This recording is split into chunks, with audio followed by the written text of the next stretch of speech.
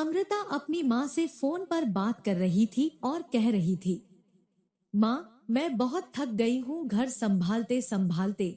यहाँ मेरी थकान किसी को नजर नहीं आती। कुछ दिन आराम करना चाहती हूँ। सोच रही हूँ कुछ दिनों के लिए अपने मायके आ जाऊं। आते हुए अपने बच्चों को भी साथ ले आऊंगी, वे वहीं से स्कूल चले जाएंगे। आखिर एक ही शहर में ससुराल और मायका होने का कुछ तो फायदा तो मिले। अमृता की माँ सावित्री जी ने कहा, हाँ बेटा, जब तेरी इच्छा हो आ जाना, आखिर ये घर तेरा भी तो है। ठीक है माँ, तो मैं कल ही आ जाऊंगी, अमृता खुश होकर बोली। सावित्री जी ने कहा, हाँ बेटा, कल आ जाओ। मैं तुम्हारा इंतजार करूंगी। अभी मैं फोन रखती हूँ, मुझे मंदिर भी जाना है। सावित्री जी ने फोन रख दिया और सीधे किचन में गई। किचन में खाना बना रही बहू से बोली, अरे सुमन सुनो, कल तुम्हारी ननद आ रही है। आज बाजार जाकर फल सब्जी और मिठाइयाँ लेकर आना।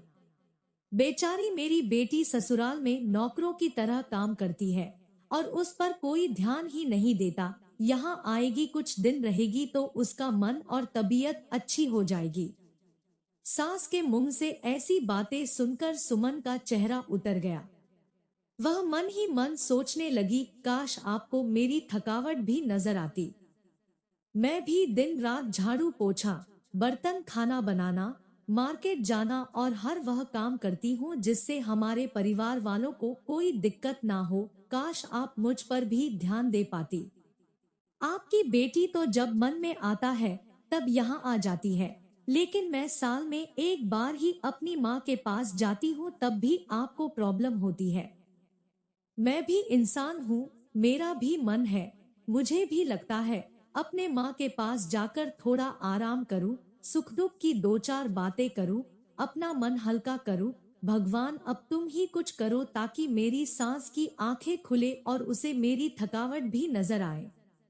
शाम तक भगवान ने जैसे सुमन की सुन ली और उसकी ननंद का फोन आया।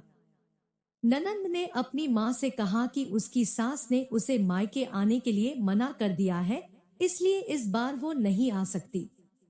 सावित्री जी बोली, ऐसे कैसे मना कर दिया? पहले तो कभी वह तुम्हें आने के लिए नहीं रोकती थी, इस बार भला क्या हो गया? लाओ मेरी बात कराओ उसने, मैं समझाती हूँ उनको। अमृता ने फोन अपनी सास को दे दिया। सावित्री जी ने कहा, नमस्कार समधन जी, आपसे कुछ कहना था। समधन जी ने कहा, कहिए। दरअसल कल त्योहार है, इसलिए अमृता अपने मायके आना चाहती है। अगर आप उसे भेज दे तो अच्छा रहेगा। अमृता की सास ने कहा, देखिए समधन जी, आपकी बेटी मायके जाकर रहे, इस बात के लिए हमने उसे कभी नहीं रोका और इस बात से हमें कोई प्रॉब्लम है भी नहीं। कुछ दिनों पहले मैं अपने रिश्तेदार के शादी में गई थी। वहां आपकी बहू सुमन की माता जी से मिलने का मौका मिला। उनसे बातें करने के दौरान उनकी बातों से पता चला कि सुमन को साल में एक ही बार अपने मायके जाने को मिलता है, और वह भी बहुत कम समय के लिए। मुझे लगता है आपको पहले सुमन को उसके मायके भेज देना चाहिए, और वह जब मायके होकर आ जाएगी तो मैं अमृता को आपके पास भेज दूंगी। एक बहुत जरूरी बात जो मुझे लगता है आपको समझ लेनी चाहिए कि आपको अपनी बहू को भी बेटी की तरह या बेटी से भी ज्यादा प्यार देना चाहिए। उसे भी मायके जाने की इच्छा होती होगी। हो सकता है अमृता के वहां आने से उसकी आवभगत करने के लिए आप उसे उसके मायके नहीं भेजती होंगी, या फिर वह आपसे कुछ कहने से डरती हो। अगर आप उसको घर में ही कैद रखेगी तो एक दिन ऐसा आएगा जब वह आपके खिलाफ बोलने लगेगी। फिर वह आपकी सुनेगी भी नहीं और जब चाहे तब अपने मायके जाएगी। ऐसी परिस्थिति आए, इससे अच्छा है कि आप ही कुछ बदलाव अमल में ले आए, जिससे आपका रिश्ता और रिश्ते की मिठास खराब ना हो। सावित्री को अपने समधन के हर एक शब्द में सच्चाई नजर आई। उन्हें महसूस हुआ कि उन्होंने अपनी बेटी के प्यार में अंधे होकर कभी भी अपनी बहू के मन का विचार नहीं किया। उन्होंने हमेशा ही अपनी बेटी को अपनी बहू से ऊपर रखा। दूसरी तरफ अमृता भी अपनी भाभी के बारे में हो रही इस बातचीत को सुन रही थी। उसने भी महसूस किया कि वह कभी भी अपनी भाभी के साथ ठीक से बात नहीं करती और जब जब वह अपने मायके जाती है तो भाभी थोड़ी उदास रहती है। सावित्री जी ने अपनी बहू को बुलाया और उसे कहा कि सुमन कुछ दिनों के लिए अमृता नहीं आने वाली है, इसलिए पहले तुम अपने मायके जा करके आ जाओ। यह सुनते ही सुमन का चेहरा खिल गया, क्योंकि यह पहली बार था जब उसकी सास ने सामने से उसे अपने मायके जाने के लिए कहा था। अगले दिन सुमन अपने मायके गई और इस बार एक दो दिन नहीं पूरे हफ्ते भर रह कर आई। अपने माँ बाप से अपने रिश्तेदारों से मिलकर आई और जब वह लौटकर आई तो उसका चेहरा खिला हुआ था। उसकी आंखें चमक रही थी।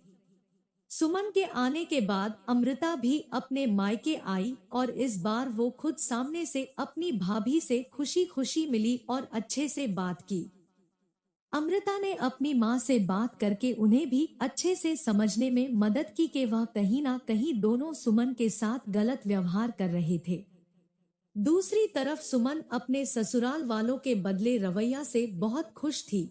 अब वह खुशी खुशी सबका ध्यान रखती और हर काम प्यार से करती। वह ध्यान रखती कि कोई भी ऐसी बात या काम ना करे जिससे घर में तनाव का माहौल पैदा। सावित्री जी अपनी बहू को खुद ही समय समय पर मायके भेज दिया करती। एक छोटे से बदलाव ने सास बहू और भाभी ननंद के बीच की कड़वाहट को दूर कर दिया और रिश्तों को और भी ज्यादा मीठा और मजबूत कर दिया।